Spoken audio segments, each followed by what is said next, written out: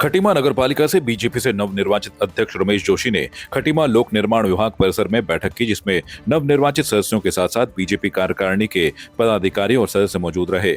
उनमें भाजपा की अप्रत्याशी जीत को लेकर काफी उत्साह था, जिसमें नवनिर्वाचित अधिकांश सभासदों ने रमेश जोशी को अपना समर्थन दिया, जिसमें नवनिर्वाचित सदस्यों के साथ साथ खटीमा के भारतीय जनता पार्टी के कार्यकर्ता भी उपस्थित रहे। इस मौके पर नवनिर्वाचित नगरपालिका अध्यक्ष रमेश जोशी ने कहा कि खटीमा के विकास के लिए उनकी सभी सभासदों से वार्ता हुई है। सब लोग खटीमा के विकास के लिए उनके साथ हैं और सब लोग मुख्यमंत्री पुष्कर सिंह धामी के साथ ही हैं। विकास उनका विजन है और सबने माना है कि खटीमा के विकास के लिए काम करेंगे। इसमें कोई विरोधाभास नहीं है।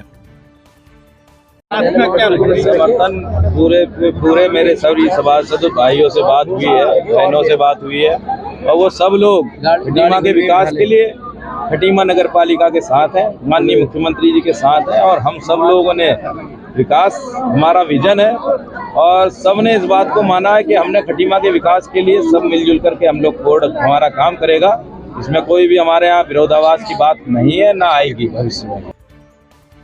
पौड़ी जिले क्षेत्र के लैंसडाउन विधानसभा के जयरीखाल ब्लॉक की कौड़िया पट्टी क्षेत्र अंतर्गत गढ़कोट ग्राम सभा के भिताड़ा मल्ला के लिए जिला योजना से 20 लाख रुपए की लागत से स्वीकृत 5 किलोमीटर सड़क का विधायक दिलीप सिंह रावत ने शिलान्यास किया। इस मौके पर दिलीप सिंह रावत ने कहा कि मेरी विधानसभा के लोग किसी भी समस्या के लिए मुझसे कभी भी सीधा संवाद कर सकते हैं। उन्होंने कहा कि अभी कई ऐसे गाँव हैं जो सड़कों से नहीं जुड़े हैं, पहले उन्हें मुख्य मार्गों से जोड़ा जाएगा, उसके बाद सभी सड़कों को पक्का किया जाएगा। कार्य लगातार जारी है। रैतपुर से आगे भिताड़ा मेहरगांव जुई मार्ग का सुधारीकरण किया जा रहा है, जल्द सड़क सुधारी जाएगी।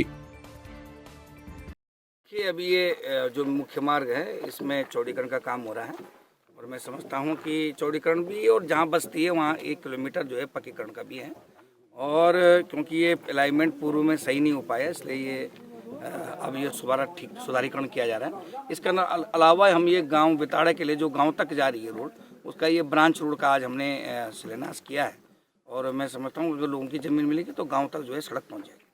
देखिए लागत तो अभी इसकी आगे तक जाएगी क्योंकि अभी तो फिलहाल ये बिताड़ा मल्ला तक है, तो अभी आधा किलोमीटर है, अभी और जाएगी आगे तक अगर आगे ज़मीन मिल गई तो। इतनी बन गई हैं कि अब घर गाँव के लिए सड़कें चल गई हैं और इसलिए जो है धीरे धीरे जो है पक्कीकरण का काम होगा। अभी कुछ गांव भी ऐसे हैं कि जो अभी मुख्य मार्ग से और अभी सड़कों से वंचित हैं। पहला हमारा ध्येय ये है कि प्रत्येक गांव तक सड़क चल जाए, उसके बाद पक्कीकरण का काम किया जाए। कोई भी समस्या हो तो सीधा संवाद है मेरे साथ, मैं सीधा संवाद करता हूँ लोगों के साथ और बीच में कोई बात नहीं रखता और अगर कोई समस्या होगी तो उनका निवारण किया जाता है। सबसे पहले तो सड़क का जो अलाइनमेंट होता है ये लोगों के कारण सही नहीं हो पाता। जनता सब जब सड़कें बनती है तो लोगों को विरोध करते हैं अपने खेतों के बारे में। अब ये नहीं सोचा कि खेत जब सड़क बने तो उसमें गाड़ियों ने जाना है, न कि इंसान ने जाना है। मैं लोगों से यही कहता हूं कि जब भी रोड बने उसका सही अलाइनमेंट हो ताकि भविष्य में कोई दिक्कत नहीं आए। और अनावश्यक रोड बनते हैं और पक्की नहीं होती और कई सड़कें जैसे कुटीदार वाली न जाने कितने साल हो गए, 10 सालों से वो वीरान पड़ी है। उसके बारे में कई बार भी कह दिया, तब भी उस पर कोई सुनवाई नहीं हुई इस रोड की। और अगर वो रोड बन जाती है अगर पूरा तो उससे भी गुमखाल से आने वालों के लिए भी सुविधा होगी। हाँ जरूर आते विधायक जी, फिर भी दिलीप रावत जी तो काफ़ी प्रयास कर रहे हैं उस रोड के सुधारीकरण के लिए भी। वो इसमें जो कमी है वो गांव वालों की है। शुरू में जब गांव वालों को कहा कि अपने खेतों के आप सहयोग करो तो अब उन्होंने विरोध किया कि जी हमारे खेत कट रहे हैं। विधायक जी ने तो खैर अभी तो कर दिया है, मतलब यानी कि फायदा हमारे लिए ये है कि मतलब यानी कि गाँव को जो हमारे ऊपर है वो हमारे लिए बहुत दिक्कत हो रही है। जैसे कि ये आजकल गांव में देख रहे हैं आपकी सारे बूढ़े आदमी गांव में हैं, परसों जैसे साले से बीमार हो गए तो उनकी जो है हमको यहाँ पर रात भर उनको जो है बाथरूम के जरिए वहाँ नीचे गांव में वहाँ लाना पड़ा रोड पे। और आज माननीय विधायक जी ने हमारे लिए कर दिया है तो अच्छी बात है और हम चाहते हैं कि माननीय विधायक जी उसको हमारे गाँव तक रोड को पहुँचवा दें। सुविधा का अभाव है, अगर जो मान लीजिए हमारे जैसे हमारे गांव की सुविधा अगर मान लीजिए जैसे गांव वालों को सुविधा अगर नीचे है तो वहाँ होना चाहिए, अगर ऊपर है तो ऊपर बहुत दूर पड़ जाता है। यहाँ सारे वृद्ध आदमी हैं वो जाने आने में असमर्थ हैं, इसलिए कि मैं चाहता हूँ कि अगर ये नज़दीक कर दें रैतपुर में तो अच्छी बात है। बहुत बहुत धन्यवाद विधायक जी का जी। हमारे यहाँ पहले बहुत दूर जाते थे हम लोग, बहुत परेशानी होती थी। जब सामान लाना हो, किसी का प्रसव हो, किसी कोई बीमारी हो, बहुत परेशानी होती थी। सतपुली से हम मेड बुलाते थे नेपालियों को, तब तो हम ले जाते थे। अब रोड आने से हमें बहुत सुविधा हो गई। बागेश्वर नगर पालिका अध्यक्ष पद पर भाजपा की जीत के बाद भाजपा कार्यकर्ताओं और नवनिर्वाचित अध्यक्ष सुरेश सिंह खेतवाल बागेश्वर नगर में भव्य विजय जुलूस व आतिशबाजी कर बागेश्वर शहर के सभी मतदाताओं को धन्यवाद अदा किया है। मीडिया से संवाद करते हुए नवनिर्वाचित अध्यक्ष सुरेश सिंह खेतवाल का कहना है कि बागेश्वर की महिलाओं के बड़े समर्थन से हमारी जीत हुई है। आने वाले समय में महिलाओं के लिए ई रिक्शा लाने व महिलाओं को समूह के माध्यम से आत्मनिर्भर करने का कार्य किया जाएगा। उन्होंने सभी माताओं और बहनों का धन्यवाद अदा किया। वहीं दर्जा प्राप्त राज्य मंत्री शिव सिंह बिष्ट ने कहा कि इस जीत से सभी गदगद हैं। बागेश्वर में विकास करने के लिए भाजपा संकल्पित है। पूरे जनपद के जो हमारे नगर पालिका क्षेत्र में नगर पंचायत क्षेत्र की जो सामान्य जनता थी उनका तहे दिल से भारतीय जनता पार्टी की ओर से बहुत बहुत आभार और धन्यवाद करता हूं। और निश्चित रूप से यहाँ की जनता ने जो भारतीय जनता पार्टी पर अपना विश्वास जताया है, उनके विश्वास के अनुरूप भारतीय जनता पार्टी काम करेगी।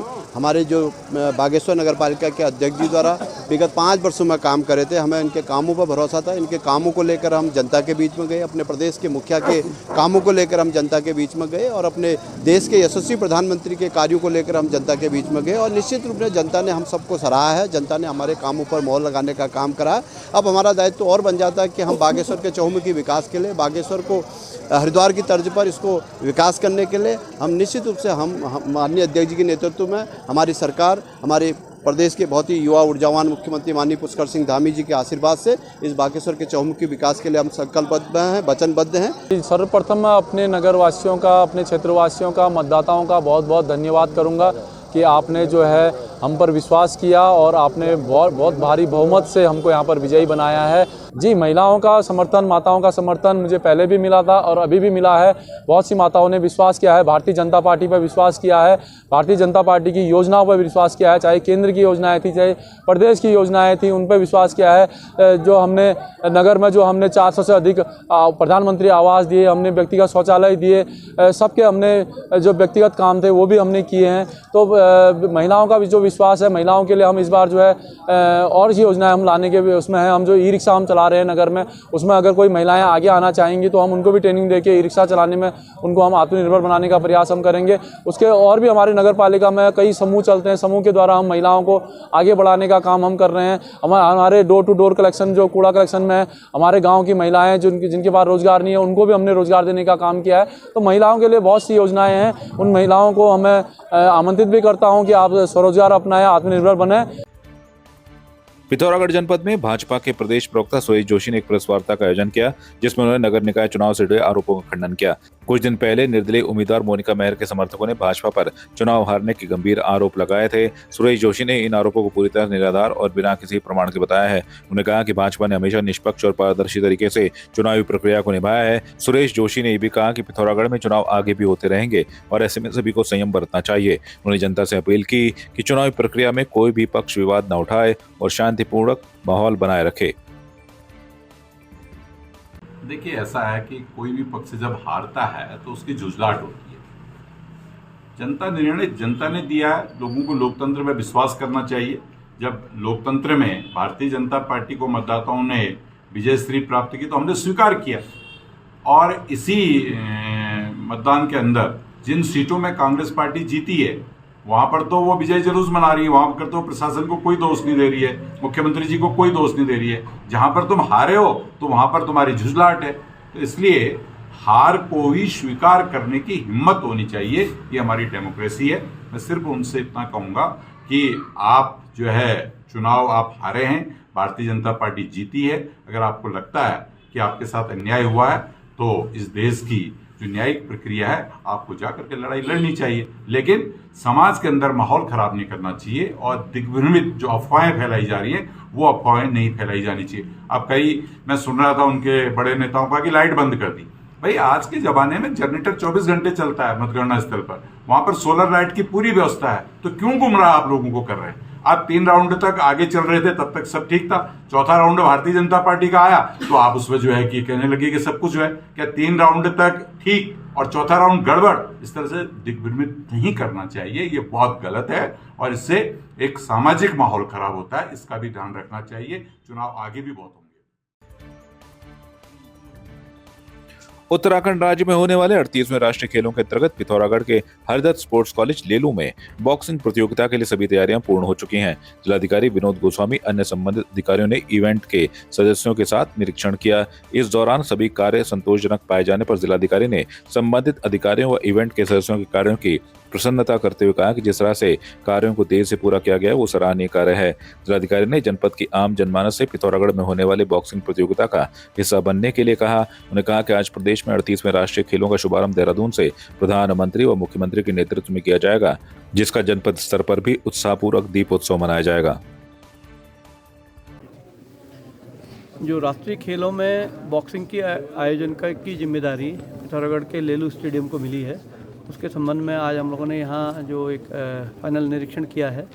हमारी सारी व्यवस्थाएं लगभग पूरी हो चुकी हैं, स्टेडियम पूरा तैयार है और यहाँ पर खिलाड़ियों के रहने और उनके भोजन आदि की व्यवस्थाओं के संबंध में थॉमस कुक जो कंपनी है उसको कार्य दिया गया है, उनके द्वारा भी अपने कार्य कर लिए गए हैं। जिला प्रशासन के स्तर पे जितने भी अतिरिक्त कार्य करने थे उनको भी कर लिया गया है। कल जबकि राष्ट्रीय खेल प्रारंभ हो रहे हैं, जैसा कि निर्देश भी मिले हैं, हम पूरे जनपद में इसको उत्साहपूर्वक जो है कार्य करेंगे और उसमें जो दीपोत्सव भी मनाया जाएगा। इसके अलावा जो माननीय प्रधानमंत्री जी का एक लाइव इवेंट का जो प्रसारण है उसको भी विभिन्न जगहों पर किया जाएगा। नमस्कार, मैं अनूप बिस्ट, जिला क्रीड़ाधिकारी पिथौरागढ़। जैसा कि आपको पता है कि 38वें राष्ट्रीय खेल जो कि हमारे उत्तराखंड में होने जा रहे हैं, जिसका शुभारंभ माननीय प्रधानमंत्री जी द्वारा 28 तारीख को किया जाना है।